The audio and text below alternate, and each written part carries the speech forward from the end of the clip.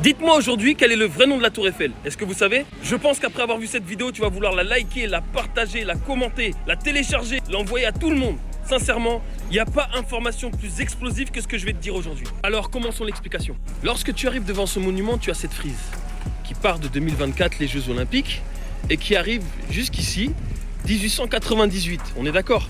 Mais est-ce que tu sais ce qui s'est passé avant? Entre 1884 et 1889.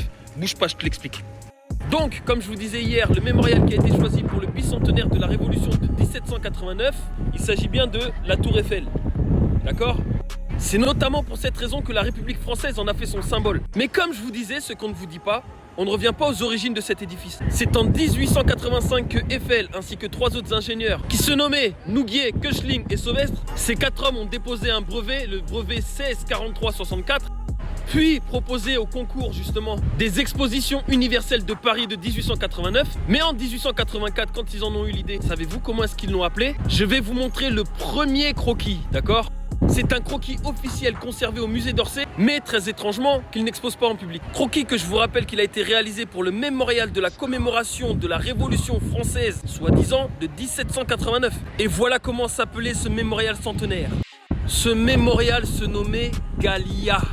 Vous le voyez bien tout en haut du dessin, tout en haut, en plus gras possible, en plus gros possible. Elle ne s'est jamais appelée Tour Eiffel, ils l'ont sûrement appelée par la suite ainsi. Et donc tout le narratif de la République s'effondre avec ce croquis. Car le mémorial du centenaire de 1789, en se nommant Gallia, démontre qu'il n'y avait aucune République française. Donc quand avec cela je vous présente la médaille de 1801, 1802, 1804... et les fameuses médailles que je vous ai présentées dans la toute première vidéo sur lesquelles on voit marqué Prime Consul, Rep Gallia. Il s'agit de médailles frappées tout juste 12 ans après la Révolution. Donc sincèrement, que s'est-il passé? Et si à cela je vous ajoute le Gallia Grata Dicavit du 16 octobre 1919.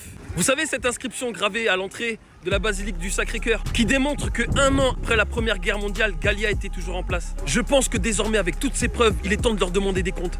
Je vous ai établi toutes les preuves que la République dite France n'existe pas. La Tour Eiffel, dite Eiffel, n'existe pas, c'est la Tour de Gallia. Ici, nous sommes sur les terres de Gallia. Ici, c'était un empire et ça redeviendra un empire. À bon entendeur.